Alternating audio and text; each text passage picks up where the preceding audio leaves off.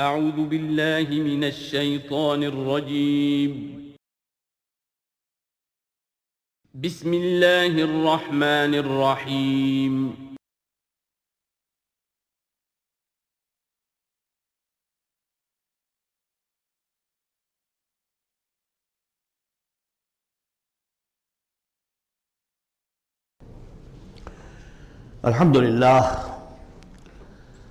الحمدللہ وکفا والصلاة والسلام علی عبادہ الذین اصطفیٰ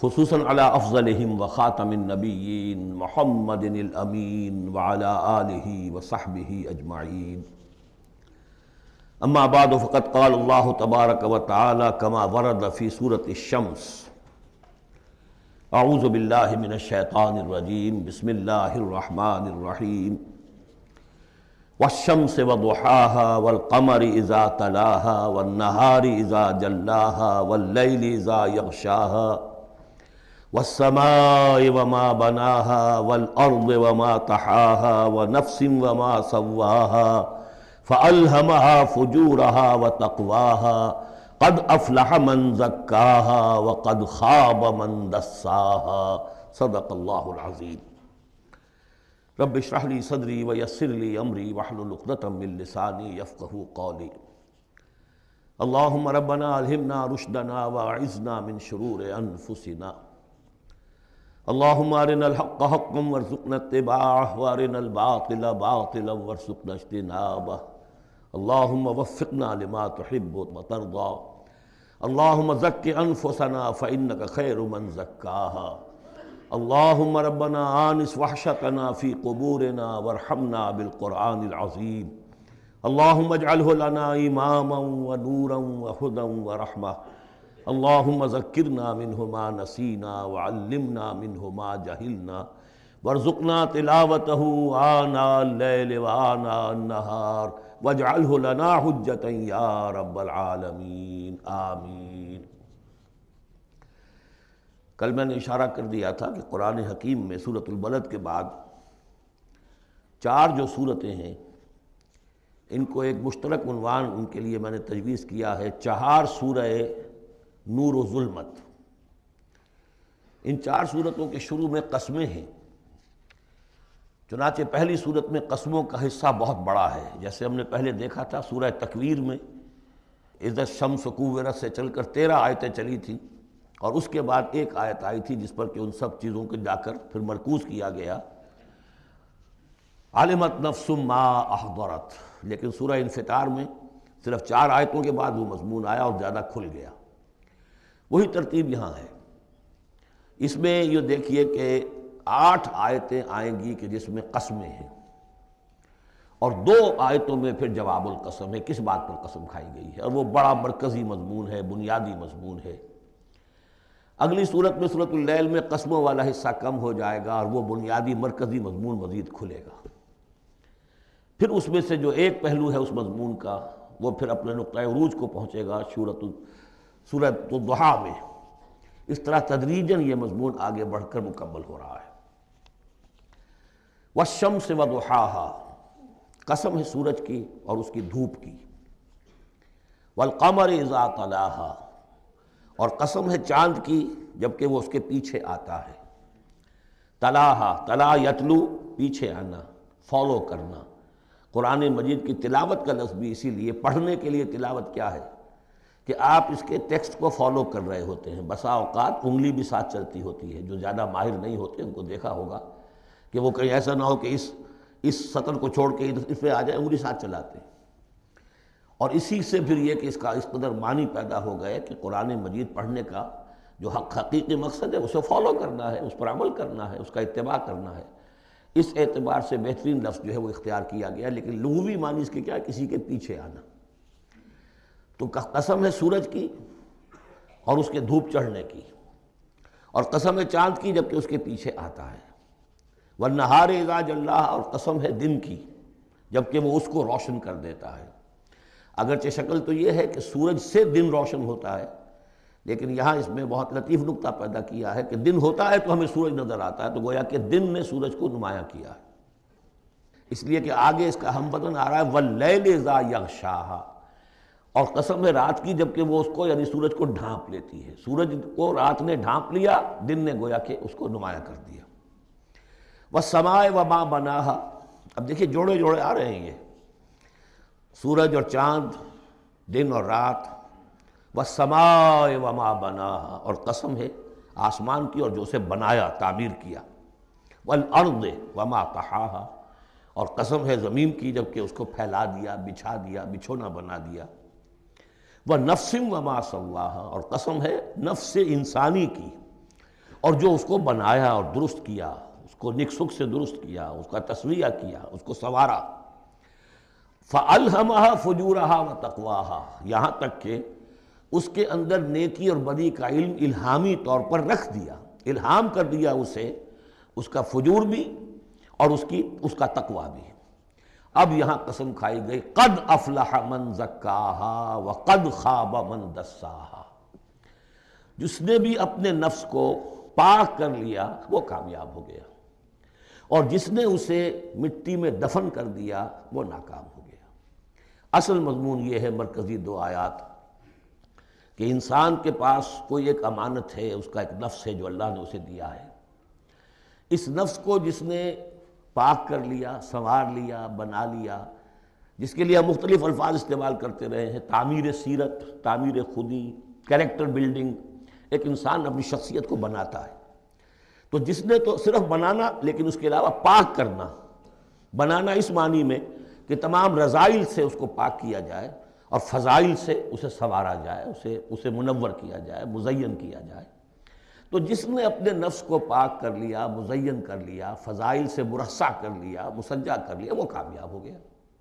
خواہ یہاں پر اس کے پاس جائیداد نہ بنی ہو، دولت اس کے پاس جمع نہ ہوئی ہو، دنیا والے اس کو جانتے بھی نہ ہو، وہ غیر معروف آدمی ہو، کچھ بھی ہو، یعنی ایک معیار ہے کامیابی ناکامی کا جو ہم لوگوں کے سامنے رہتا ہے۔ کامیاب کون ہے؟ زیادہ پیسے والا، زیادہ دولت والا، جو زیادہ پروفیشن میں شائن کر گیا، بزنس میں آگے نکل گیا، کسی بھی اعتبار سے۔ لیکن اس میں زور ہے قد افلح من زکاہا، اصل میں کامیابی اور فلاح تو اس کی ہے۔ اور یہ فلاح کے لفظ پر ہم غور کر چکے ہیں سورہ مومنون کے شروع میں، کہ یہی جو انسان کی اندرونی شخصیت ہے، انا یا خودی، جسے ہم کہتے ہیں سیلف، جس کو کہ پروفائڈ نے سیلف قرار دیا ہے، اس سیلف کو اپنی اڈ اور لیبیڈو کے تسلط سے آزاد کرانا اور پھر اس کو بلڈ کرنا، اس کو ڈیولپ کرنا، تعمیر خودی، یہی علامہ اقبال کا فلسفہ ہے۔ تو یہ ایسے ہی ہے کہ جیسے کہیں خزانہ تھا، آپ نے کھود کر اس میں سے خزانہ نکالا۔ تو یہ ہمارا سیلف جو ہے، ہماری خودی جو ہے، یہ بھی در حقیقت ہمارے اس حیوانی وجود کے اندر دفن ہے۔ اس حیوانی وجود کے اندر سے اس کو برآمد کرنا، جیسے کہ آم کی گٹھلی پھٹتی ہے تو اس میں سے 2 پتے نکلتے ہیں تو اس سے آم کا درخت بننا شروع ہوتا ہے۔ اسی لیے وہ جو میں نے آپ کو اپنشد کا جملہ بھی سنایا تھا کہ man is in his ignorance identifies himself with the material sheaths which encompass his real self۔ اصل خودی، اصل انا، اصل میں وہ کون ہے؟ یہ میرا وجود ہے، یہ میرا جسم ہے، یہ میرے ہاتھ ہے، یہ میرے پاؤں ہیں، لیکن میرا میں ایک پوزیسو موڈ میں ایک پروناؤن آیا ہے، تو جو پوزیس کر رہا ہے جسم کو وہ کون ہے؟ وہ ایک اس کی اندرونی لطیف شخصیت ہے، اسے انا سے، خودی سے، سیلف سے تعبیر کرتے ہیں، اور در حقیقت وہ عبارت ہے اس روح سے کہ جو اللہ تعالیٰ نے پھونکی ہے اس میں، وَنَفَخْتُ فِيهِ مِن رُوحِي۔ تو اس مٹی کے ڈھیر میں اس روح کو ڈالا گیا ہے، اس کو برآمد کرنا اور اس کو بنانا اور سنوارنا، یہ ہے اصل کام انسان کا۔ جو اس میں کامیاب ہو گیا وہ کامیاب ہو گیا۔ اور دسا یدسو ہم پڑھ چکے ہیں کہ جب کسی شخص کے ہاں اس زمانے میں، اس معاشرے میں کوئی خوشخبری آتی تھی کہ بچی پیدا ہو گئی ہے، تو ایک تو منہ چھپاتا پھرتا تھا وہ کہ بیٹی ہو گئی، میں بیٹی کا باپ شمار ہوں گا، اور سوچتا رہتا تھا کہ اسے میں اپنے پاس رکھوں، ام یدسھا فی التراب، یا اسے جا کے میں مٹی میں دباؤں۔ تو دسا یدسو، دبا دینا۔ تو یہ ہے کہ جس نے اپنی اس خودی کو اسی حیوانی وجود میں دبا دیا، ختم کر دیا، قد خاب من دساہا، وہ ناکام ہو گیا۔ اب اس حقیقت پر ایک تو میں نے آپ کو نوٹ کرایا تھا کل کہ سورۃ الاعلیٰ پڑھتے ہوئے میں نے کہا تھا کہ بعض مضامین جو ہیں جو ان صورتوں میں آ رہے ہیں وہ سورۃ الاعلیٰ میں ان کی اصل جڑ پڑ چکی ہے، اور اس کی آخری 6 آیتیں جو ہیں وہ کیا ہے؟ قد افلح من تزکا وذکر اسم ربہ فصلی، بل تؤثرون الحیات الدنیا والآخرۃ خیر وابقیٰ ان ھذا لفی الصحف الاولیٰ صحف ابراہیم وموسیٰ قد افلح من تزکیٰ، جس نے پاکیزگی حاصل کر لی وہ کامیاب ہو گیا۔ یہاں اسے مزید کھولا کہ اس کا برعکس کیا ہے، قد افلح من زکاہا وقد خاب من دساہا۔ اس پر گواہیاں لائی گئی ہیں کہ جیسے تمہیں پوری اس کائنات میں تضادات نظر آتے ہیں، رات ہے دن بھی ہے، آسمان ہے بلند زمین ہے پست، بالکل اسی طریقے سے انسان کا معاملہ بھی یہ ہے کہ اگرچہ ویسے تو شکل و صورت میں سب تقریباً ایک جیسے انسان ہیں، ہیومن بینگز ہیں، لیکن دو مختلف قسم کے راستوں پر یہ چل رہے ہیں۔ ایک راستہ وہ ہے کہ یہی حیوانی نفسانی خواہشات اور اسی کے اندر پوری زندگی جو ہے گزار دی اور اپنے اس اصل روح ربانی کو، اپنی اصل امانت الہیہ کو دبا دیا، گویا کہ چلتے پھرتی قبر بن گئے۔ اس کے لیے حیوان انسان چل رہا ہے، لیکن وہ انسان جو ہے وہ روحانی وجود اس کا وہ اس کے اندر دفن ہو چکا ہے۔ تو قد خاب من دساہا قد افلح من زکاہا، اس پر یہ ساری قسمیں کھائی گئی ہیں۔ سورج ہے تو اس کے ساتھ چاند ہے، دن ہے تو اس کے ساتھ رات ہے، اسی طریقے سے آسمان ہے تو اس کے ساتھ زمین ہے، اور یہ جو نفس انسانی ہے اسے اللہ نے بڑا سنوارا ہے، بنایا ہے۔ اس نفس کے اندر بھی ایک ودیت کر دیا ہے نیکی اور بدی کا شعور۔ یہاں لفظ روح نہیں آیا، نوٹ کر لیجئے اسے، وَنَفْسٍ وَمَا سَوَّاهَا، یعنی جو یہ نفس انسانی ہے اس کے اندر بھی ایولیوشن ہوئی ہے۔ یہ نفس جو ہے ایڈو یا لیبیڈو، یہ گدھے میں بھی ہے، کتے میں بھی ہے، گھوڑے میں بھی ہے، شمپنزی میں بھی ہے، لیکن یہ سارا نفس کا بھی تو ایولیوشن ہوا ہے۔ اس ایولیوشن کا مرتبہ آیا ہے انسان میں آ کر، وہ یہ ہے کہ انسان میں اس کے اندر ایک حس پیدا ہو گئی ہے، مورل سینس، کہ کچھ چیزوں کو وہ سمجھتا ہے کہ یہ بری ہیں، کچھ چیزیں اچھی ہیں۔ اور یہ اتنا یونیورسل کانسیپٹ ہے کہ جس کو یوں سمجھیے کہ جس معاشرے میں جائیے سچ بولنا اچھا ہے، جھوٹ بولنا برا ہے۔ یہ کبھی ایسا نہیں ہوا کسی نے کہا ہو کہ جھوٹ بولنا اچھا ہے، سچ بولنا برا ہے۔ وعدہ کر کے پورا کرنا اچھا ہے، وعدہ خلافی کرنا برا ہے۔ جو شخص وعدہ خلافی کر رہا ہوتا ہے وہ بھی جانتا ہے کہ میں برا کام کر رہا ہوں، میرا اس کا ضمیر اس وقت اس کو ملامت کر رہا ہوتا ہے، جس کی قسم کھائی گئی ہے، لا اقسم بیوم القیامہ ولا اقسم بالنفس اللوامہ۔ یہ تمہارے اپنے اندر جو ہے مائی کانشنس از پنچنگ می، بھائی، کہ تمہارے اندر ایک اخلاقی حس ہے۔ یہ اخلاقی حس نفس انسانی میں ودیت شدہ ہے۔ روح میں جو کچھ ہے وہ تو اور بڑی شے ہے۔ روح انسانی میں تو معرفت خداوندی ہے اور محبت خداوندی ہے، دونوں چیزیں روح انسانی کے اندر موجود ہیں۔ ابھی یہاں سے نفس کی بات ہو رہی ہے۔ جیسے عالم خلق کے تمام جو مظاہر ہیں ان کو بیان کیا جا رہا ہے، سورج اور چاند عالم خلق کی چیزیں، عالم امر کی نہیں ہیں۔ رات اور دن عالم خلق کی چیزیں ہیں، آسمان اور زمین عالم خلق کی چیزیں ہیں۔ نفس بھی عالم خلق کی شے ہے، روح ہے عالم امر کی شے۔ تو نفس انسانی بھی نفس حیوانی سے ممتاز ہے بئی معنی کہ اس میں وہ ایک مورل سینس موجود ہے جس کی بنا پر اس کے اندر یہ شعور ہے، ودیت شدہ، الہام شدہ، الہمہا، الہام کر دیا اس میں کہ کچھ چیزوں کو وہ جانتا ہے یہ خیر ہیں اور کچھ کو جانتا ہے یہ شر ہے۔ اسی لیے قرآن مجید نے کثرت سے جو لفظ استعمال کیا ہے وہ معروف اور منکر۔ معروف وہ جو جانی پہچانی شے نفس انسانی جانتی ہے کہ یہ چیز اچھی ہے، منکر وہ جس سے کہ نفس انسانی اباح کرتا ہے، یہ کیا ہے، یہ نہیں ہونا چاہیے، یہ فطرت اس کے اندر موجود ہے، سرشت کے اندر۔ اب مرحلہ صرف یہ ہے کہ جب یہ بنیادی بیج تو اللہ نے تمہارے نفس میں ڈال دیا، اب اسے پروان چڑھانا تمہارا کام ہے، اسے آگے بڑھاؤ، پروان چڑھاؤ عمل صالح سے۔ الیہ یصعد الکلم الطیب والعمل الصالح یرفعہ، اچھا کلام ہو، اچھی بات ہو، اس کے اندر اوپر اٹھنے کی، اللہ کی طرف بڑھنے کی صلاحیت تو ہے، لیکن عمل صالح اس کے ساتھ ہوگا تو وہ اوپر اٹھے گا۔ تو یہ جو بھی پوٹینشل ہے انسانی فطرت کا، تو قد افلح جس نے وہ محنت کی، مشقت کی، اس نے اپنی اس اصل انسانی شخصیت کو برآمد کیا، اس مٹی کے ڈھیر میں سے بنایا، اسے ایک بڑا درخت بنا دیا، تناور درخت بنا دیا جس میں وہ پھل لگے ہیں جو ہم سورہ تغابن میں پڑھ رہے ہیں، وہ کامیاب ہو گیا۔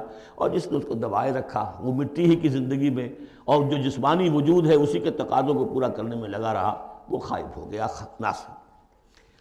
اب اس کے بعد یہ کہ یہ معاملہ جس طرح انڈیویجولز کا ہوتا ہے ایسے ہی کسی معاشرے کا بھی ہوتا ہے۔ معاشرے میں بھی کچھ لوگ ہوتے ہیں کہ جو خیر کی طرف بلانے والے، کچھ ہوتے ہیں کہ جو بدی کی طرف بلانے والے۔ جس طریقے سے فرد کے اندر موجود ہے، اسی طریقے سے پھر اس کے اندر بھی اگر ایک قوم کا اجتماعی ضمیر جو ہے وہ زندہ رہے، اور امر بالمعروف نہی عن المنکر کا فریضہ وہاں سر انجام دیا جاتا رہے تو معاشرے کی خیر ہوگی۔ اور اگر اخلاقی حس بحیثیت مجموعی اس درجے کمزور ہو جائے کہ قوم کا اجتماعی ضمیر مردہ ہو جائے اور پھر اسے حص ہی نہ رہے، وائے ناکامی متائے کارواں جاتا رہا، کارواں کے دل سے احساس زیاں جاتا رہا، وہ احساس ہی نہ رہے اجتماعی سطح پر کہ یہ بدی ہے اور یہ برا کام ہے، یہ منکر ہے، تو پھر وہ تباہ ہوتی ہے۔ اس کی ایک مثال دی ہے، کذبت ثمود بطغواہا، قوم ثمود نے بھی جھٹلایا تھا اپنی سرکشی کے باوجود۔ اذ انبعث اشقاہا، جب ان کا جو سب سے شقی انسان تھا وہ کھڑا ہوا اور اس نے پھر اونٹنی کو جو اللہ تعالیٰ نے بطور معجزہ دی تھی اس کو اس نے ہلاک کر دیا۔ قال لهم رسول اللہ ناقۃ اللہ وسقیاہا، ان سے کہہ دیا تھا اللہ کے رسول نے کہ دیکھو یہ اللہ کی اونٹنی ہے اور اس کا پانی پینے کی جو باری کا دن ہے اس میں کوئی گڑبڑ پیدا نہ کرنا۔ فکذبوہ فعقروہا، انہوں نے اسے جھٹلا دیا اور اس کی کونچیں کاٹ ڈالی۔ فدمدم علیہم ربہم بذنبہم، تو الٹ پڑا اللہ تعالیٰ کی طرف سے ان پر عذاب ان کے گناہ کی پاداش میں۔ فسواہا، اللہ نے سب کو برابر کر دیا۔ ولا یخاف عقباہا، اور اللہ تعالیٰ کو اس کا کوئی ڈر نہیں کہ اس کا کیا نتیجہ نکلے گا، اس کی مخلوق تھی اس نے ختم کر دیا اور مخلوق کو وہ لے آئے گا۔ تو انفرادی اور پھر اجتماعی، ان دونوں چیزوں کو اس صورت کے اندر جمع کر دیا گیا۔ اب یہاں سے جو مضمون شروع ہوا ہے دیکھیے اگلی صورت میں کھلے گا۔ اگلی صورت میں دو جوڑے آ رہے ہیں صرف، واللیل اذا یغشا، قسم ہے رات کی جبکہ وہ ڈھانپ لیتی ہے، والنہار اذا تجلی، قسم ہے دن کی جبکہ وہ روشن ہو جاتا ہے۔ یہ ہمارے خارج میں آفاق کے اندر دن اور رات۔ وما خلق الذکر والانثی، ہمارے انفس میں ہمارے اندر کوئی مذکر ہے کوئی مؤنث ہے، کوئی مرد ہے کوئی عورت ہے۔ یہ جو تضادات بظاہر نظر آتے ہیں حقیقت میں تضادات نہیں ہیں، ان دونوں کے مل کے ہی در حقیقت فطرت اپنے مقاصد کی تکمیل کر رہی ہے۔ دن اور رات کے فرق سے ہی سارا نباتاتی نظام جو ہے یہ وہ سارا کا سارا اسی کے ساتھ وابستہ ہے، اسی سے اس کا ریسپریٹری سسٹم ہے، اسی سے یہ فوٹو سنتھسس اور سب کا یہ جو سولر انرجی ہے اس کا درختوں کی لکڑیوں میں آ کے سٹور ہو رہا ہے، یہ کیا ہو رہا ہے، یہ سارا کا سارا دن اور رات کے ساتھ ہے۔ اسی طریقے سے مرد اور عورت، اگر یہ فرق نہ ہو تو اولاد کیسے ہو، آگے نسل کیسے چلے؟ تو تضادات میں بھی توافق ہے یہاں، اگرچہ بعض چیزیں بظاہر متضاد ہیں لیکن ان میں توافق ہے، اللہ تعالیٰ نے اسی لیے پیدا کیا، لیکن ساتھ ہی یہ بتا دیا کہ جیسے یہ تضادات تمہیں نظر آ رہے ہیں واضح طور پر، دن اور رات، نر اور مادہ، ایسے ہی ان سعیکم لشتی، تمہاری جو سعی ہے، محنت ہے، بھاگ دوڑ ہے، وہ تو سب کر رہے ہیں۔ وہ تو کل ہم پڑھ چکے سورہ بلد میں، لقد خلقنا الانسان فی کبد، ہم نے تمام انسانوں کو مشقت میں پیدا کیا۔ مشقت انسان کا مقدر ہے، محنت کرنی ہے، جد و جہد کرنی ہے، معاشی جد و جہد ہے، اور بھی جو ہے پھر اولاد کا پالنا ہے۔ لا اقسم بہذا البلد وانت حل بہذا البلد، کسی کا کوئی نظریہ بھی بن گیا ہے، کوئی آئیڈیل بھی ہے، کسی آئیڈیالوجی کا ماننے والا ہے، اب اس پر اس کا بوجھ ہے کہ اس آئیڈیالوجی کو پروموٹ کرے، اس نظریے کو پھیلائے، اور پھر یہ کہ اس نظام کو قائم کرنے کے لیے تن من دھن لگائے۔ تو کتنے بوجھ ہیں انسانوں پر، پھر کتنے صدمے انسان اٹھاتا ہے۔ تو فرمایا کہ لا اقسم بہذا البلد وانت حل بہذا البلد ووالد وما ولد لقد خلقنا الانسان فی کبد، مشقت تو ہر ایک کو کرنی ہے، لیکن جو نتیجے نکلتے ہیں مشقت کے وہ بالکل برعکس ہیں، رات اور دن کا سا تضاد ہے ان میں۔ ان سعیکم لشتی، کوئی شخص اس محنت کے نتیجے میں اپنے آپ کو جنت کا مستحق بنا لیتا ہے، کوئی شخص اسی محنت کے نتیجے میں اپنے آپ کو دوزخ کا مستحق بنا لیتا ہے، راستے جدا ہو جاتے ہیں۔ اس کی بڑی پیاری تشریح ایک حدیث میں آئی ہے، حضور نے فرمایا کل نفس یغدو، ہر جان جو ہے صبح جب ہوتی ہے ہر انسان کی، فبائع نفسہا، پھر یہ کہ وہ اپنے نفس کو بیچتا۔ اب کوئی دفتر جا رہا ہے اپنی صلاحیت بیچ رہا ہے، کوئی بیچارہ وہ چونکہ اور کچھ نہیں سیکھ سکا تھا، اینٹیں ڈھو رہا ہے، تعمیر کا جہاں ہو رہی ہے، کوئی کسی چلا رہا ہے، کوئی ہل چلا رہا ہے، کسی کی مشقت، کوئی اپنی جسمانی جو قوت ہے وہ بیچ رہا ہے، کوئی اپنی ذہنی صلاحیت، اپنی ایکسپرٹیز، ڈاکٹر ہے اس نے بڑی مشکل سے فن حاصل کیا ہے، وہ بیٹھ کے فیس لے رہا ہے، لیکن بیچ رہا ہے اپنے آپ کو، اپنا وقت بیچ رہا ہے۔ تو کل نفس یغدو فبائع نفسہ فموتقھا وموبقھا، دن بھر کی محنت کر کے شخص ایک وہ شخص ہے جس نے حلال کو پیش نظر رکھا، حرام سے بچا، جھوٹ نہیں بولا، کسی کو دھوکہ نہیں دیا، کسی کے ساتھ جو ہے بے ایمانی نہیں کی، وہ شام کو آئے گا تو مشقت تو اس نے بھی کی ہے، لیکن یہ لے کر آئے گا اللہ کی رحمت۔ دوسرا شخص مشقت اس نے بھی کی ہے، کہیں کم تول دیا تھا، کہیں کم ماپ دیا تھا، کہیں جھوٹ بول دیا تھا، کہیں کسی کی حق تلفی کی تھی، کہیں کسی کی عزت نفس پر حملہ کر دیا تھا، وہ مشقت بھی کر کے آئے گا اور شام کو جہنم کی گٹھڑی لے کر آئے گا اپنے کندھے پر۔ یا وہ نفس کو جہنم سے آزاد کرا کے آیا شام کو، اور یا وہ شام کو جہنم کے عذاب کی ایک گٹھڑی لے آیا ہے۔ تو کل نفس یغدو فبائع نفسہ فموتقھا وموبقھا۔ اب وہ بات ہے، اب یہ اس اعتبار سے سمجھ لیجئے کہ میرے نزدیک قرآن مجید کی اہم ترین یہ صورت ہے۔ ایک راستہ ہے، اس کے 3 اوصاف بیان کیے ہیں۔ اگر یہ 3 اوصاف ہوں گے تو خیر کے راستے پر آدمی بڑھتا چلا جائے گا، اور اگر اس کے برعکس 3 صلاحیتیں ہوں گی تو انسان گرتا چلا جائے گا، شر کی طرف جو ہے وہ اس کا قدم آگے سے آگے بڑھتا چلا جائے گا۔ پہلے 3 اوصاف کون سے ہیں؟ وَاللَّيْلِ إِذَا يَغْشَىٰ وَالنَّهَارِ إِذَا تَجَلَّىٰ وَمَا خَلَقَ الذَّكَرَ وَالْأُنثَىٰ إِنَّ سَعْيَكُمْ لَشَتَّىٰ فَأَمَّا مَنْ أَعْطَىٰ وَاتَّقَىٰ وَصَدَّقَ بِالْحُسْنَىٰ۔ جس شخص میں عطا ہے، جود ہے، سخاوت ہے، کسی کو بھوکا دیکھے تو اگر 1 روٹی ہے تو اس کو بھی بانٹ کر کھا سکے، کسی کو تکلیف میں دیکھے تو اگر اس کے پاس کوئی ہے ایسی چیز جس سے کہ اس کی تکلیف وہ رفع کر سکتا ہو تو دریغ نہ کرے، یہ عطا ہے، جود، عطا، سخاوت۔ فَأَمَّا مَنْ أَعْطَىٰ، پہلی شرط یہ ہے، چونکہ ہم سورہ بلد میں بھی دیکھا ہے کہ وہ جو گھاٹی ہے جس سے گزرنا مشکل ہے، فَلَقْتَحَمَ الْعَقَبَةَ، وہ کون سی گھاٹی تھی؟ فَكُّ رَقَبَةٍ أَوْ إِطْعَامٌ فِي يَوْمٍ ذِي مَسْغَبَةٍ يَتِيمًا ذَا مَقْرَبَةٍ أَوْ مِسْكِينًا ذَا مَتْرَبَةٍ ثُمَّ كَانَ مِنَ الَّذِينَ آمَنُوا وَتَوَاصَوْا بِالصَّبْرِ وَتَوَاصَوْا بِالْمَرْحَمَةِ۔ اس گھاٹی کو عبور کر کے اگر اہل ایمان میں شامل ہوگا تو ابو بکر صدیق بنے گا، عمر فاروق بنے گا، عثمان غنی بنے گا، اور اس گھاٹی کو عبور کیے بغیر کسی وجہ سے اسلام لے آیا، عبداللہ ابن ابی بن جائے گا۔ اگرچہ اس نے بھی کلمہ پڑھا ہے، اس نے بھی کہا ہے اشہد ان لا الہ الا اللہ واشہد ان محمد رسول اللہ، اور وہی کلمہ پڑھا ہے ابو بکر نے اور عمر نے اور عثمان نے اور علی رضی اللہ تعالیٰ عنہ۔ لیکن فرق کیا ہے؟ یہ زمین کچھ اور تھی جس میں بیج پڑا ہے، وہ زمین کچھ اور تھی جس میں بیج پڑا ہے، وہ زمین میں ہل چل چکا تھا۔ تو فرمایا کہ پہلی شے کیا ہے، اور یہ آیت ہم پڑھ چکے ہیں، 4 پارے کی پہلی آیت، لن تنالوا البر حتى تنفقوا مما تحبون، تم نیکی کے مقام تک رسائی حاصل نہیں کر سکتے جب تک کہ خرچ نہ کر سکو اللہ کے لیے اور اللہ کی مخلوق کے لیے، اور وہ چیز کہ جو تمہیں پسند ہو۔ یہ نہیں کہ جو اذکار رفتہ ہو گئی، بیکار ہو گئی، پرانی ہو گئی، دل سے اتر گئی، وہ دے دیا اور پھر سمجھا کہ ہم نے حاتم طائی کی قبر کو لات مار دی ہے، یہ نہیں۔ مما تحبون، نیکی کی گرد کو نہیں پہنچ سکتے، لن تنالوا البر حتى تنفقوا مما تحبون۔ تو پہلی شرط ہے اعطاء، دوسرا ہے واتقا۔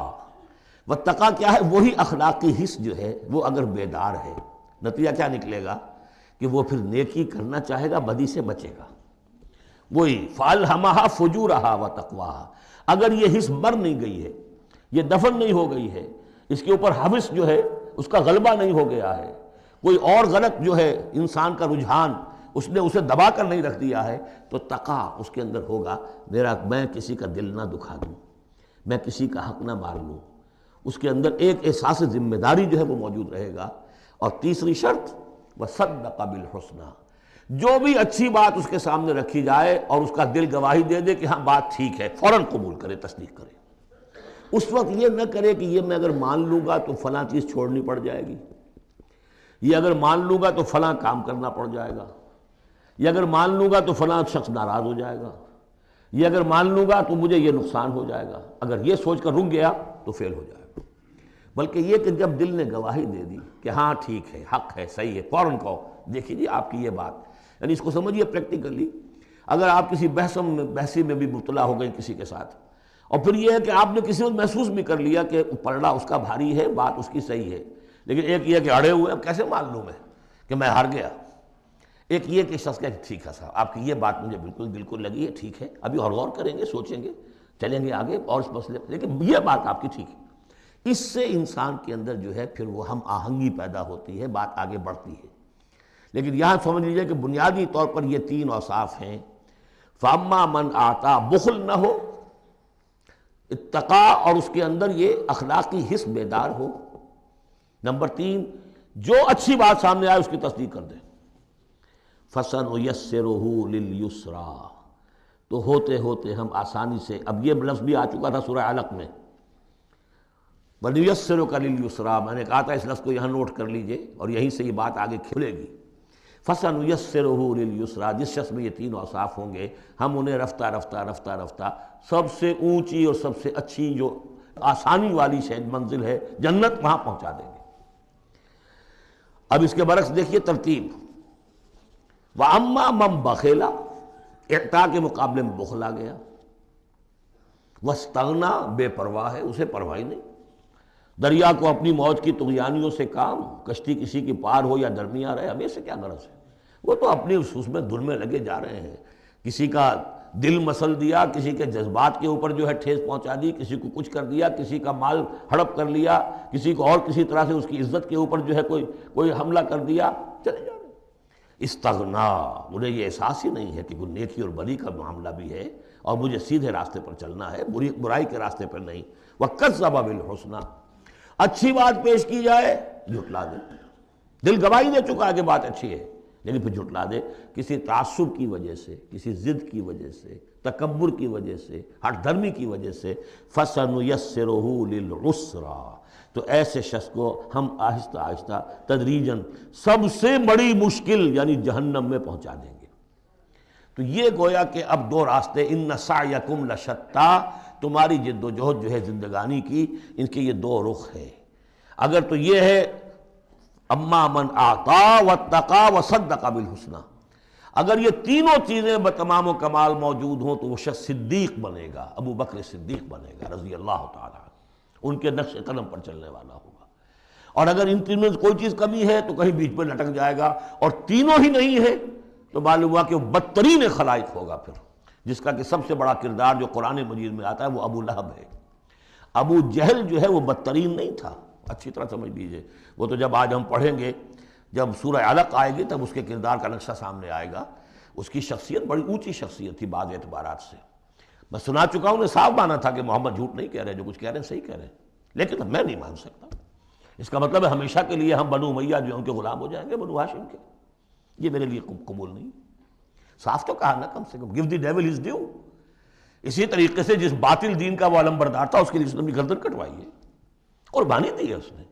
ابو لہب نے 2 مرسنریز بھیج دیے، تم چلے جاؤ، میں تمہیں پیسے دے دوں گا، تم جاؤ، تم لڑاؤ میری جگہ پر، اس لیے کہ اس میں وہ بات نہیں تھی، اس میں مردانگی تھی۔ کوئی وجہ تھی کہ حضور نے 2 شخصوں کو برابر تولا ہے، عمر ابن الخطاب اور عمر ابن ہشام میں سے اللہ کسی ایک کو میری جھولی میں ڈال دے، کوئی وجہ تھی نا، آخر دونوں کو کیسے کیا ہے؟ اگر کہیں وہ بھی ایمان لایا ہوتا تو عمر ابن الخطاب کی طرح کا مسلمان ہوتا، پھر وہ اس طرح کا ڈھیلا مسلمان نہ ہوتا، وہ عبداللہ ابن ابی والا مسلمان نہ ہوتا۔ تو یہ شخصیتوں کا معاملہ ہوتا ہے۔ تو جس میں تینوں اوصاف نہیں ہے وہ گیا، بدترین خلائق۔ جس میں کچھ ہے وہ پھر کچھ دیر لگا کے آ جائے گا، کچھ وقت لگے گا اسے، لیکن یہ 3 اوصاف ہی ہیں تعمیر سیرت کے اس اعتبار سے کہ جو فیصلہ کن ہیں۔ فَأَمَّا مَنْ أَعْطَىٰ وَاتَّقَىٰ وَصَدَّقَ بِالْحُسْنَىٰ فَسَنُيَسِّرُهُ لِلْيُسْرَىٰ وَأَمَّا مَنْ بَخِلَ وَاسْتَغْنَىٰ وَكَذَّبَ بِالْحُسْنَىٰ، بالکل اپوزٹ چیزیں، فَسَنُيَسِّرُهُ لِلْعُسْرَىٰ وَمَا يُغْنِي عَنْهُ مَالُهُ إِذَا تَرَدَّىٰ، اور اس نے جو مال جمع کیا ہوگا اپنے لیے وہ قطعاً کام نہیں آئے گا جب اسے گرایا جائے گا، گڑھے میں جب گرے گا جہنم کے۔ اِنَّ عَلَيْنَا لَلْهُدَىٰ، دیکھو انسانوں ہمارے ذمے ہے صرف ہدایت پہنچا دینا، یہ اب اللہ تعالیٰ اپنے ذمے لے رہے ہیں، یہ ہمارے ذمے ہے کہ تمہیں راستہ دکھا دیں، سجھا دیں، یہ سجھا دینا ہمارے ذمے ہے۔ اس کے لیے ہم نے تمہیں جبلی ہدایت بھی دی ہے، اس کے لیے ہم نے تمہارے اندر اخلاقی حس بھی رکھ دی ہے، اس کے لیے ہم نے اپنی روح تم میں پھونکی ہے، اس میں ہماری معرفت اور محبت موجود ہے، اور پھر ان تمام چیزوں کی تکمیل کے لیے ہم نے نبی بھیج دیے، رسول بھیج دیا، کتابیں نازل کر دی، ہم نے اپنا ہدایت کا جو فرض تھا وہ ادا کر دیا۔ ان علینا للہدیٰ وَإِنَّ لَنَا لَلْآخِرَةَ وَالْأُولَىٰ، پھر ہمارے ہی لیے ہے اختیار آخرت کا بھی اور اولا کا بھی، دنیا کا بھی۔ پھر فیصلہ ہم کریں گے کہ کون اب اس قابل ہو گیا ہے کہ دنیا کو ان کے بوجھ سے پاک کر دیا جائے، زمین کو ان کے بوجھ سے آزاد کر دیا جائے، پوری قوموں کو ملیا بیٹ کر دیا جائے، فیصلہ کرتے ہیں۔ وہ پڑھ چکے پچھلی صورت میں، فَدَمْدَمَ عَلَيْهِمْ رَبُّهُمْ بِذَنبِهِمْ فَسَوَّاهَا، ایسے ہے کہ جیسے کسی باغ میں سے کوڑا کرکٹ جمع کیا جائے اور پھر اسے آگ دکھا دی جائے، اس لیے کہ اس باغ کے لیے بدنما داغ ہے۔ اب تو یہ کہ وہ انسان جو ہے کہ جو پھر اس حد تک ہدایت کے واضح ہو جانے کے بعد کہ نبی آ گیا، کتاب آ گئی اور اس نے ماڈل پیش کر دیا اپنی زندگی کے اندر، پھر بھی نہیں مانا، تو پھر یہ جو بھی فیصلہ ہے وہ ہم کرتے ہیں۔ فَأَنذَرْتُكُمْ نَارًا تَلَظَّىٰ، دیکھو میں نے تمہیں خبردار کر دیا اس آگ سے جو بھڑک رہی ہے اور وہ منتظر ہے۔ لا یصلاھا، ہم دیکھ چکے ہیں کئی جگہ آیا ہے کہ وہ تو دھاڑ رہی ہے بھوکے شیر کی طرح، اسے تو چاہیے اپنی خوراک۔ لا یصلاھا الا الاشقی، نہیں پڑے گا اس میں مگر وہی جو بہت ہی بدبخت ہے۔ کیوں؟ کم بدبخت تو اگر ہوتا معاملہ تو اور ہوتا، یہ محمد کے آنے کے بعد بھی صلی اللہ علیہ وسلم جس کی حقیقت نظر نہیں آئی، تو اس سے بڑا بدبخت تو کوئی ہے ہی نہیں۔ اس لیے کہ اگر کچھ اندھیرا ہو، کچھ روشنی ہو، آدمی ٹھوکر کھا جائے، چلیے بھائی کچھ اندھیرا بھی تھا، جھٹپٹا تھا، پوری روشنی نہیں تھی، نصف النہار پر سورج چمک رہا ہو اور آپ ٹھوکر کھائیں تو پھر قصور کس کا ہے؟ تو آپ کا ہے۔ اس اعتبار سے اب بعثت محمدی کے بعد صلی اللہ علیہ وسلم جس شخص نے اپنے آپ کو محروم رکھا وہ اشقا ہے۔ لا یصلاھا الا الاشقی الذی کذب وتولی، جس نے جھٹلایا ہے اور منہ پھیر لیا ہے۔ وَسَيُجَنَّبُهَا الْأَتْقَى، اور ہم بچا دیں گے یا بچا دیا جائے گا اس سے جو بہت ہی متقی ہے۔ اس آیت کے بارے میں تقریباً کنسنسس ہے کہ یہاں مراد حضرت ابوبکر ہیں رضی اللہ تعالیٰ عنہ۔ اتقا، وہ تینوں صفات بتمام و کمال جس میں تھے وہ ابوبکر تھے۔ یہی وجہ ہے کہ تصدیق بالحسنہ میں ایک لحظہ نہیں لگا۔ حضور فرماتے ہیں کہ میں نے جس کے سامنے بھی اپنی نبوت کی دعوت رکھی اس نے ضرور کچھ نہ کچھ توقف کیا، سوچا، سوائے ابوبکر کے کہ ایک لحظے کا توقف نہیں کیا۔ اور ان کی شخصیت کے اندر وہی چیزیں موجود تھیں، غریبوں کے اوپر شفقت تھی، نیکی کی، اور بنیادی طور پر وہ موحد تھے، انہوں نے کبھی بت پرستی اختیار نہیں کی زندگی میں، تو وہ صلاحیت جو ہے تقویٰ بھی تھا، اعطاء بھی تھا، خرچ کرنے کی صلاحیت تھی۔ انہوں نے خرید کر جو ہے غلام جتنے تھے جو مسلمان ہو گئے تھے، غلام اور کنیزیں، اور جن کے اوپر سخت جو ہے پرسیکیوشن ہو رہی تھی، ٹارچر ہو رہا تھا ان کے آقاؤں کی طرف سے، منہ مانگے دام دے کر ان کے آقاؤں کو نے خریدا ہے اور آزاد کیا ہے۔ فَأَمَّا مَنْ أَعْطَىٰ وَاتَّقَىٰ وَصَدَّقَ بِالْحُسْنَىٰ، یہ تینوں اوصاف بتمام و کمال ابو بکر میں، ابو بکر صدیق اور صدیق اکبر رضی اللہ تعالی عنہ۔ خواتین میں الصدیقۃ الکبریٰ حضرت خدیجہ الکبریٰ ہیں رضی اللہ تعالی عنہ۔ وَسَيُجَنَّبُهَا الْأَتْقَى الَّذِي يُؤْتِي مَالَهُ يَتَزَكَّىٰ، جو اپنا مال دیتا ہے اپنے نفس کو پاک کرنے کے لیے۔ وہ مال کیوں دے رہا ہے؟ کیوں خرچ کر رہا ہے؟ کیوں بلال کو اس نے خریدا ہے؟ باپ نے کہا ابو قحافہ نے، وہ تو ایمان نہیں لائے تھے اس وقت تک، وہ تو فتح مکہ کے بعد ایمان لائے، وہ کافر رہے پورے عرصے کے دوران، مشرک رہے۔ تو باپ نے یہ کہا کہ ابو بکر تمہیں اگر کوئی خریدنا ہی تھا غلام اور کسی کو آزاد کرنا تھا تو کوئی دیکھتے، اچھا غلام دیکھتے، کوئی طاقتور سے دیکھتے جو تمہارے کام بھی کبھی آتا۔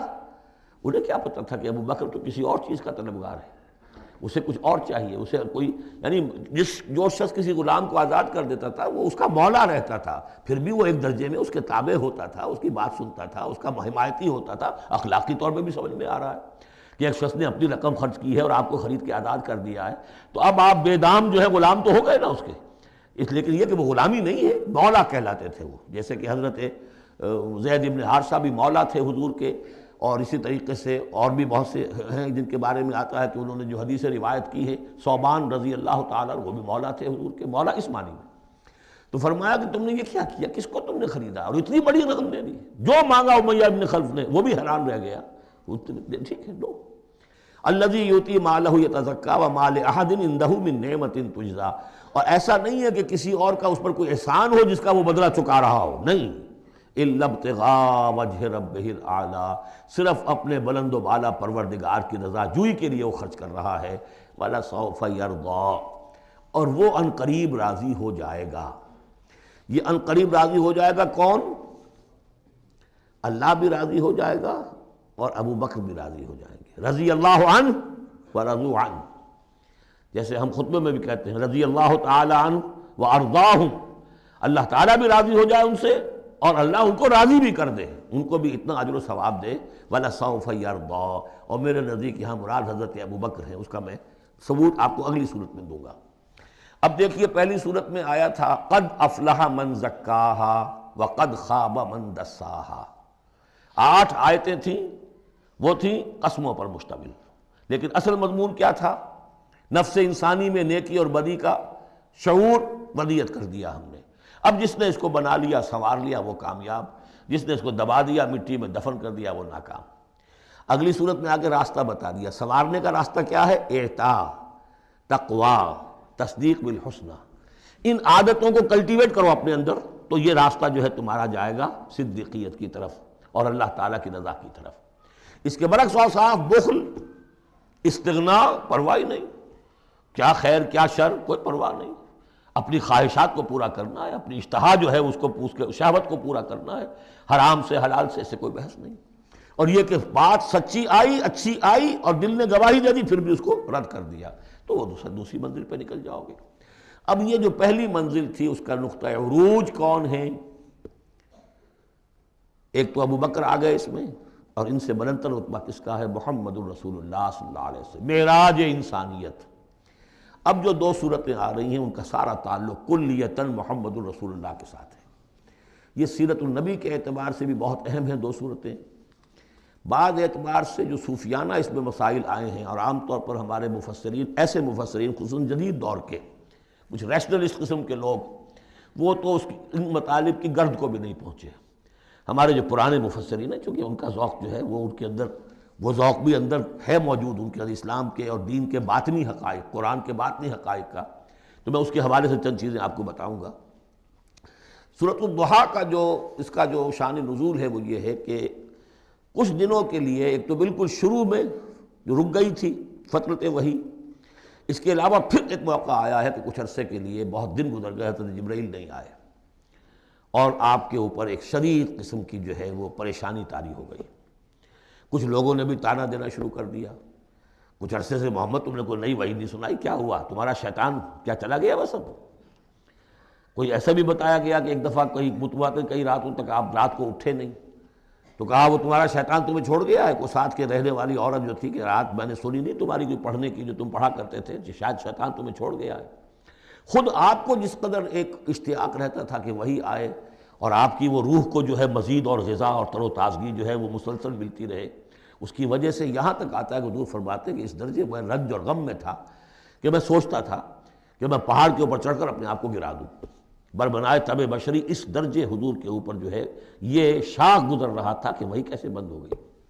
اور اس میں یہ بھی تھا کہ اللہ ناراض تو نہیں ہو گیا، کیا مجھ سے کوئی خطا تو ایسی نہیں ہو گئی، یہ سبب کیا ہوا ہے؟ یہ ہے وہ کیفیت کہ جس کے اندر یہ آیتیں نازل ہو رہی ہیں.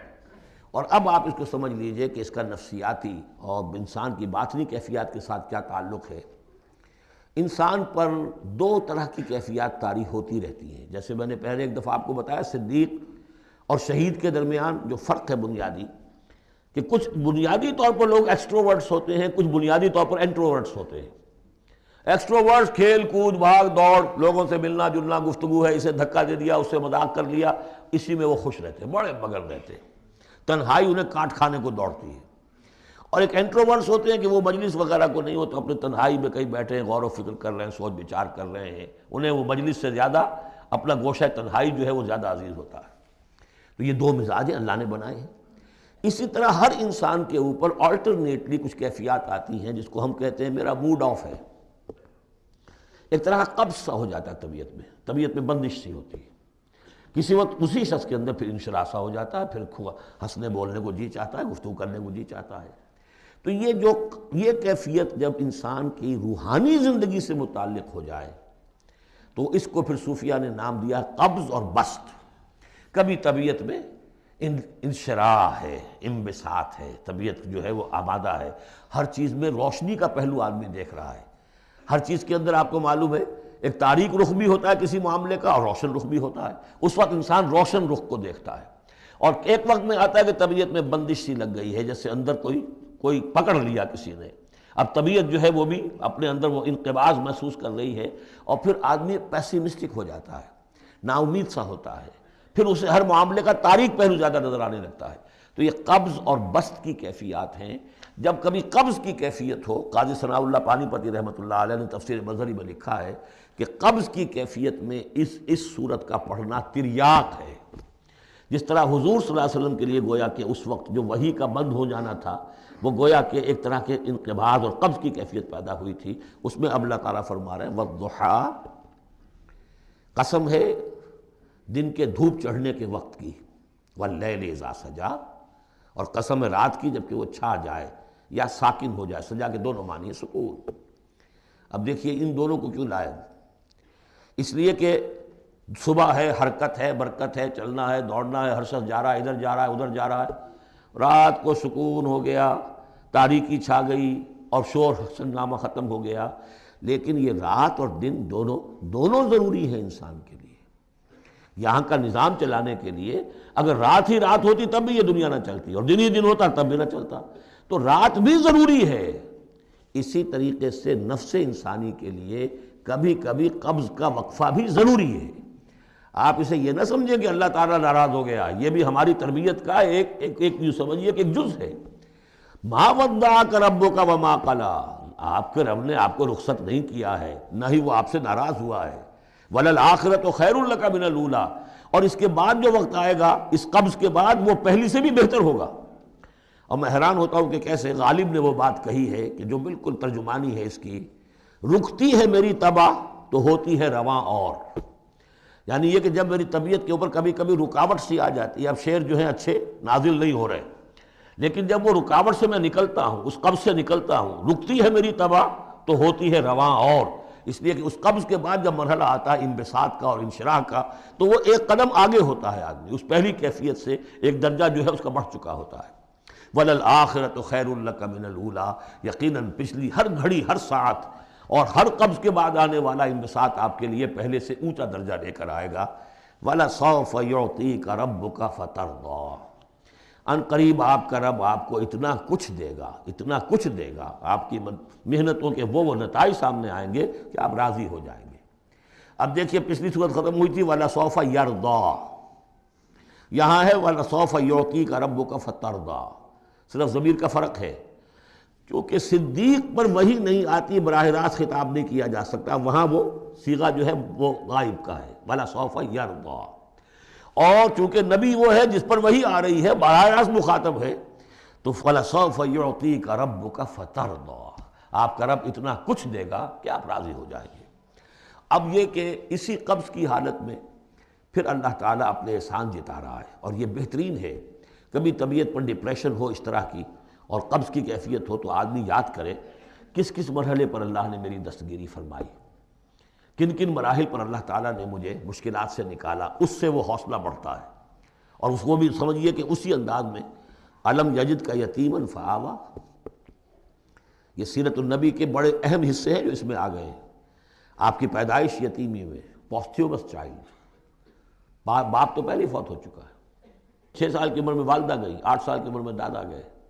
اور وہ یعنی جو آپ نے دیکھا ہے ابتدائی زمانہ زندگی کا، تو وہ یتیمی کا. علم یجد کا یتیماً فآویٰ، کیا اس نے اے محمد آپ کو نہ پایا کہ آپ یتیم تھے، پھر پناہ دی، آپ کے لیے بندوبست کیا، دادا کے دل میں جو شفقت ڈالی، پھر آپ کے تایا زبیر کے دل میں جو شفقت ڈالی. عبد المطلب کے بعد فوراً ابو طالب کا نام آتا ہے، حالانکہ یہ غلط ہے تاریخی اعتبار سے. عبد المطلب کے بعد کافی عرصے تک زبیر جو آپ کے تایا تھے وہ سرپرست تھے. پھر ان کے انتقال کے بعد ابو طالب کا معاملہ آیا، لیکن ان کو بیچ میں سے غائب کر دیا گیا ہے. بہرحال اللہ تعالیٰ جو بھی کسی کے دل میں ڈالتا ہے، آخر ابو طالب کے دل میں محبت ڈالی تو کس نے ڈالی؟ وہ ہم پڑھ چکے ہیں سورہ طٰہٰ میں، وَأَلْقَيْتُ عَلَيْكَ مَحَبَّةً مِّنِّي. حضرت موسیٰ علیہ السلام کی موہنی صورت کے اوپر اللہ تعالیٰ فرماتے ہیں ہم نے اپنی محبت کا پرتو ڈال دیا کہ تمہیں دیکھنے کے بعد وہ قتل کرنے کے ارادے سے باز رہ گئے، ان کے ہاتھ شل ہو گئے. ایسی موہنی صورت، اسے قتل کر لیں. وَأَلْقَيْتُ عَلَيْكَ مَحَبَّةً مِّنِّي وَلِتُصْنَعَ عَلَىٰ عَيْنِي، یہ ہوا ہے. تو فرمایا علم یجد کا یتیماً فآویٰ وَوَجَدَكَ ضَالًّا فَہَدَىٰ. اور پھر جب آپ شعور کی پختگی کو پہنچے اور غور و فکر کا مرحلہ آیا، حقائق میں انسان کو سوچ بچار کا مرحلہ آیا، اور آپ کو دیکھا کہ آپ تلاش حقیقت میں سرگرداں ہیں، تو ہدایت دی. وہ آگے آ جائے گا، بہت قریب پہنچ گئے ہم. اقرأ بسم ربک الذی خلق، وہ مرحلہ جب آئے گا. وَوَجَدَكَ عَائِلًا فَأَغْنَىٰ، اور پایا آپ کو تنگ دست تو غنی کر دیا. کس طرح سے راستہ پیدا کیا ہے. خدیجہ الکبریٰ رضی اللہ تعالی عنہا نے جو بھی ان کے آپ کے محاسن دیکھے، کتنی گرویدہ ہوئی ہیں. بڑے بڑے سردار قریش کے جو ہیں ان سے نکاح کے خواہش مند تھے، انہوں نے خود جو ہے اپنی لونی کے ذریعے سے پیغام دیا ہے حضور کو. تو یہ ساری چیزیں جو ہیں ان کی ساری دولت جو ہے وہ پوری کی پوری انہوں نے لا کر حضور کے قدموں میں ڈال دی ہے. وَوَجَدَكَ عَائِلًا فَأَغْنَىٰ فَأَمَّا الْيَتِيمَ فَلَا تَقْهَرْ۔ تو اے نبی تقاضے ان تینوں چیزوں کے کیا ہیں؟ ہم نے آپ کو یتیم پایا، پناہ دی، اب آپ بھی یتیم کے سرپرستی کیجئے، کسی یتیم کو اس کے اوپر کوئی جبر نہ ہو، سختی نہ ہو۔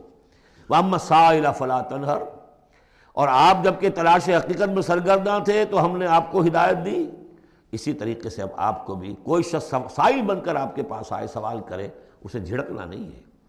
اسے جو بھی سائل دونوں طرح کے ہوتے، سوال کرنے والا کوئی علمی سوال اور سوال کرنے والا کوئی مالی دولت، مالی مدد کے لیے۔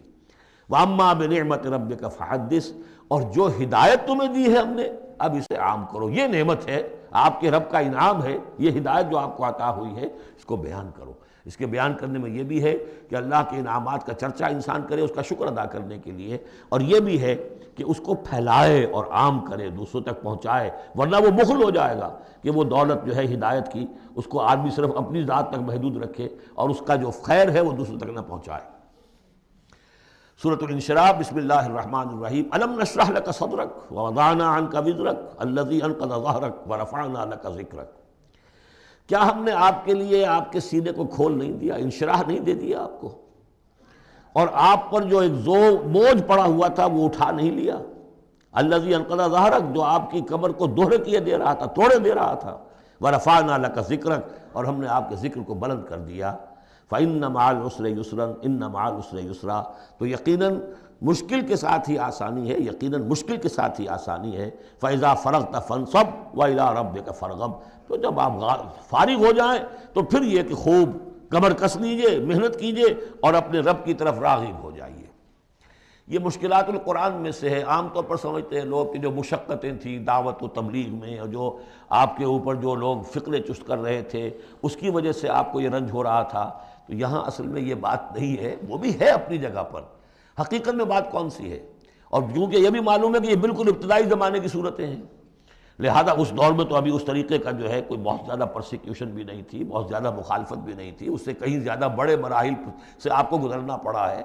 3 سال کی جو بھی شیب بنی ہاشم کی قید ہے وہ بعد کی بات ہے، جو یوم طائف آ رہا ہے وہ اس کے بہت بعد کی بات ہے، یوم عہد بہت بعد میں آ رہا ہے۔ یہ اصل میں کیا ہے؟ جس شخص کو اللہ تعالیٰ نبوت دیتا ہے اس کی سب سے زیادہ جو خواہش ہوتی ہے وہ اللہ کے ساتھ لو لگا کر بیٹھا رہے، اور رسالت کا فریضہ ایسا ہے کہ جاؤ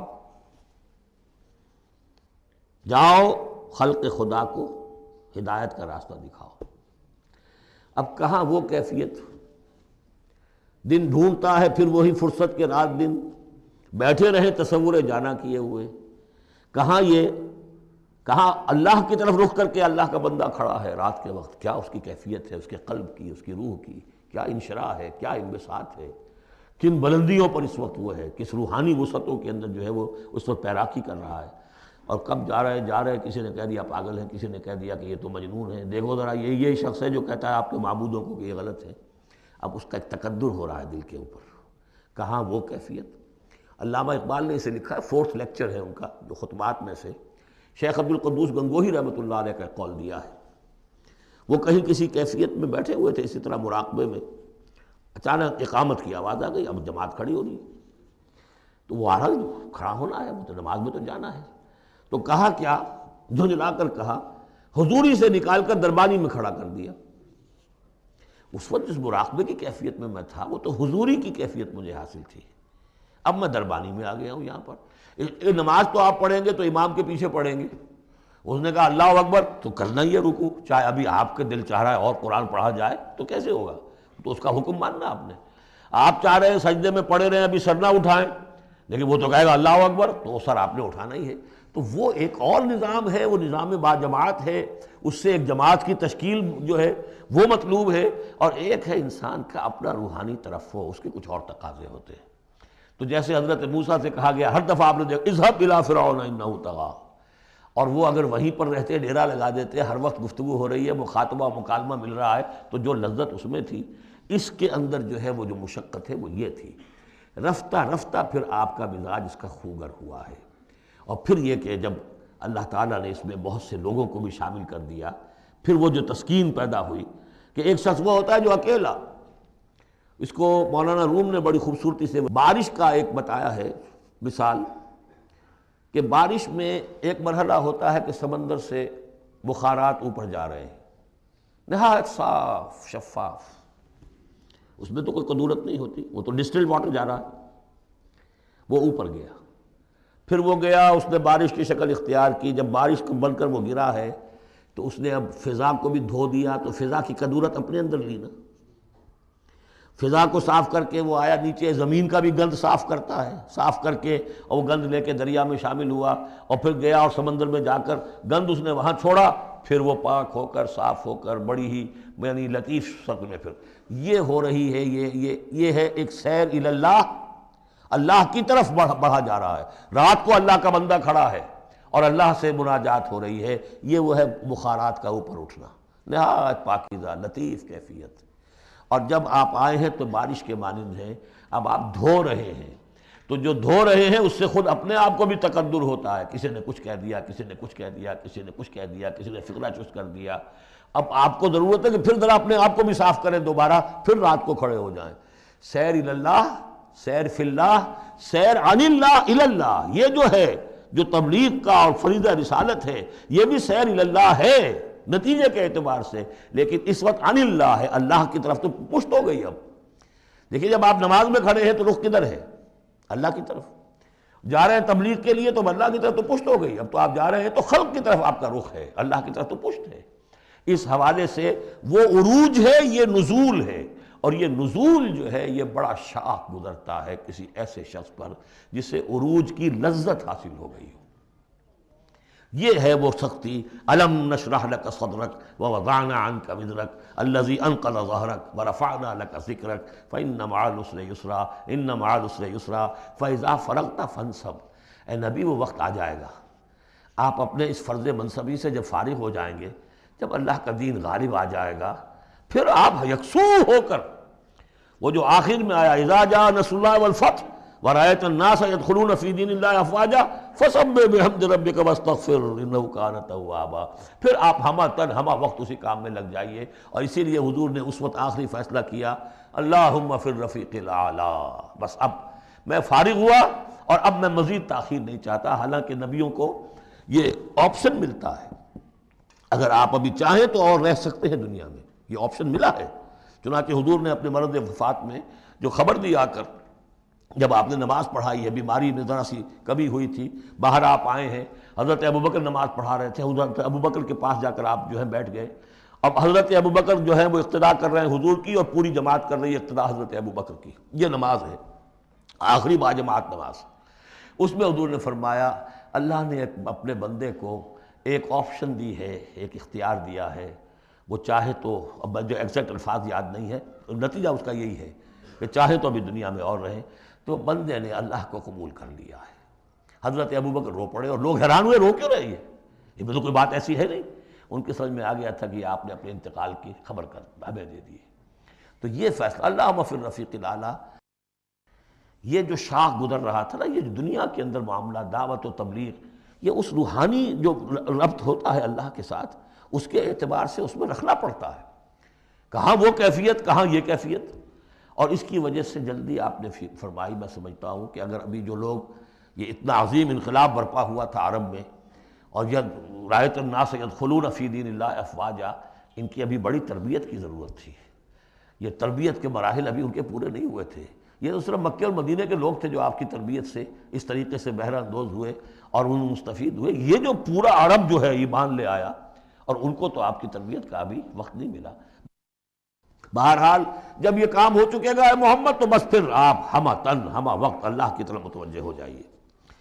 سورۃ التین، بسم اللہ الرحمن الرحیم، یہ سورت بھی نفسیاتی فلسفیاتی اعتبار سے بہت اونچی ہے، اور وہ کیا ہے سمجھ لیجئے۔ جب کبھی اللہ کا بندہ کوئی جس کی اخلاقی حس بیدار ہو، بات وہیں سے چل رہی ہے، اخلاقی حس، الہمہا فجورہا و تقواہا، وہ اگر کسی بگڑے ہوئے معاشرے میں بیٹھ کے دیکھتا ہے کہ ہر جگہ پر خود غرضی ہے، ظلم ہے، ہر جگہ پر ہم دیکھ رہے ہیں جھوٹ ہے، دھوکہ ہے، فریب ہے، زیادہ بیان کرنے کی ضرورت ہی نہیں، خود ہمارا جو معاشرہ ہے اس کی بہت بڑی مثال موجود ہے، شاید بڑی ہی نمائندہ جو مثال ہے دنیا کے اندر اس چیز کی۔ اس پہ کوئی غور کر رہا ہے تو غور کر کے بالآخر بسا اوقات انسان اس درجے پر پہنچتا ہے کہ انسان ہے ہی بہت حقیر اور بہت گندی مخلوق، اس میں خیر ہے ہی نہیں، خیر کا کوئی پہلو نہیں۔ اور یہ میں آپ سے عرض کر دوں، آج کے سارے جو ماہرین نفسیات ہیں ان سب کا حاصل یہی ہے کہ انسان میں کوئی اعلیٰ شے ہے ہی نہیں، یا پیٹ ہے، یا اس کی شہوت ہے، یا حب تفوق ہے، یا اینیمل انسٹنکٹس ہے۔ کسی خیر کا مجھے کسی بھی جو بھی ہو آپ کا سائیکالوجسٹ کو بتا دیجئے کہ وہ کسی خیر کا بھی آپ کے اندر کوئی سراغ لگا کر بتا سکے۔ یہ جو ایک آتی ہے انسان کے اوپر مایوسی، حساس انسان پر، اس میں یہ صورت نازل ہوئی ہے کہ انسان شر ہی شر نہیں ہے، گند کی پوٹ ہی نہیں ہے، اس میں بڑی بلندی کا پہلو بھی ہے۔ والتین والزیتون، گواہ ہے انجیر اور گواہ ہے زیتون، وطور سینین، اور گواہ ہے وہ پہاڑ طور سینا، وہذا البلد الامین، اور گواہ ہے یہ شہر امین، امن والا شہر۔ لقد خلقنا الانسان فی احسن تقویم، ہم نے تو انسان کو بہت بلند حساب پر، بہت عمدہ تخلیق پر بنایا تھا۔ اب قسموں کا اس کے ساتھ ربط کیا ہے؟ تین، انجیر، یہ اس علاقے میں کثرت سے ہوتی تھی، اور کہتے ہیں کہ اس پہاڑ کا نام بھی جبل تین تھا، جہاں حضرت نوح علیہ السلام نے دعوت و تبلیغ کی 950 برس تک، 950 برس تک۔ زیتون اس پہاڑی کا نام ہے، اور وہاں زیتون کے درخت تھے جہاں حضرت مسیح علیہ السلام نے سرمن آف دا ماؤنٹ، مشہور پہاڑی کا آواز، اسی پر آپ کے آزاد تبلیغی مباحث ہوئے ہیں۔ طور سینین تو واضح ہے، حضرت موسیٰ علیہ السلام کو جہاں ہم کلامی حاصل ہوئی۔ ھذا البلد الامین، اور یہ امن والا شہر جس میں محمد الرسول اللہ دعوت و تبلیغ کے فریضہ سر انجام دے رہے ہیں۔ ان شخصیتوں کو اصل میں ان مقامات سے مراد یہ شخصیتیں ہیں۔ اگر کسی کا خیال یہ ہے کہ انسان میں کوئی خیر ہے نہیں تو دیکھیں ہمارے بندے نوح کو، یاد کریں ہمارے بندے عیسیٰ کو، یاد کریں وہ بھی تو انسان تھا، موسیٰ جو رب سے ہم کلام ہوا تھا، اور دیکھ لیں اس بندے محمد کو صلی اللہ علیہ وسلم جو اس بلد امین میں نظر آ رہا ہے۔ کیا تمہیں ثبوت نہیں مل جائے گا کہ انسان میں تو بڑی عظمت رکھی تھی ہم نے؟ یہ دوسری بات ہے، آپ اپنے آپ کو حیوان ہی سمجھ لیں، حیوان بنا لیں۔ فلا تکونوا کالذین نسوا اللہ فانساہم انفسہم، یہ تو آپ کا کام ہے، آپ نے کیا ہے، یہ گراوٹ تو آپ کو ملی ہے۔ حقیقت میں اللہ تعالیٰ نے بنایا تھا وہ تو بہت اونچے مقام پر بنایا تھا۔ آدم مسجود ملائک، آدم خلقتہ بیدی، اپنے دونوں ہاتھوں سے بنایا ہے۔ تو انسان سرشت کے اعتبار سے کچھ کمزور ہے، فطرت کے اعتبار سے بہت بلند ہے۔ یہ میں دونوں الفاظ بار بار استعمال کرتا رہا ہوں، اب ان تمام چیزوں کی وضاحت ممکن نہیں ہے۔ اس کا روحانی وجود سب سے اونچا ہے، اس کا حیوانی وجود بہت نیچے ہے۔ اصل میں اس حیوانی وجود میں آ کر یہ نیچے چلا گیا ہے۔ والتین والزیتون وطور سینین وھذا البلد الامین لقد خلقنا الانسان فی احسن تقویم، ہم نے انسان کو بنایا تھا بہترین حساب سے۔ ثم رددناہ اسفل سافلین، اب اسے اس جسد حیوانی میں ڈال کر در حقیقت نیچے پہنچا دیا گیا ہے۔ تو اب کیا کرنا ہوگا؟ اب اوپر اٹھنا ہوگا۔ اوپر اٹھنے کے لیے محنت کرنی پڑتی ہے۔ الا الذین آمنوا وعملوا الصالحات، اب یہ ایمان اور عمل صالح ہے جو تمہیں اس پستی سے نکال کر اوپر لے آئے گا۔ جس مقام پر تم پیدا کیے گئے ہو اس مقام تک پہنچنے کے لیے پہلی محنت کیا ہے؟ آپ کے شعور اور ذہن کی آزمائش ہے کہ اللہ کو پہچانتے ہو یا نہیں، اور دوسری محنت عمل صالح ہے۔ الا الذین آمنوا وعملوا الصالحات فلہم اجر غیر ممنون، تو ان کے لیے تو اجر و ثواب ہوگا جو اس کا سلسلہ کبھی منقطع ہی نہیں ہوگا۔ فما یکذبک بعد بالدین، اب اس کے ساتھ ہی ایک بات ایسی جوڑ دی کہ اگر تمہیں بھی نظر آ رہا ہے کہ کچھ لوگ بلند ہیں، کچھ پست ہیں، کچھ گھٹیا ہیں، کچھ بڑھیا ہیں، تو سوال یہ کہ اس کا کوئی نتیجہ بھی نکلنا چاہیے کہ نہیں؟ پھر کیا چیز ہے جو تمہیں آمادہ کرتی ہے جزا و سزا کے انکار پر؟ الیس اللہ باحکم الحاکمین، کیا اللہ تعالیٰ تمام حاکموں سے بڑا حاکم نہیں ہے؟ تو کیا کوئی حاکم ایسا بھی تم نے دیکھا کہ جو اپنے نیکوکار بندوں کو اور اپنے غداروں کو اور اپنے باغیوں کو ایک جیسا کر دے؟ تو اگر انسانوں کے اندر یہ دونوں طرح کے کردار موجود رہے ہیں، جو تمہیں زیادہ نظر آ رہے ہیں وہ تو دوسری طرح کے ہیں، ہم نے بھی تمہیں دکھا دیے نا۔ موسیٰ بھی اللہ کا بندہ تھا، انسان تھا، عیسیٰ بھی تو ایک انسان تھا، یہ محمد بھی چلتے پھرتے جو ہے ثبوت ہے انسانی عظمت کا۔ یہ انسان کے اندر عظمت بھی ہے، اگرچہ ادھر اگر متوجہ نہیں ہوگے تو واقعی حیوانوں سے بھی بدتر ہو جاؤ گے۔ اولئک کالانعام بل ھم اضل۔ بارک اللہ لی ولکم فی القرآن العظیم ونفعنی وإیاکم بالآیات والذکر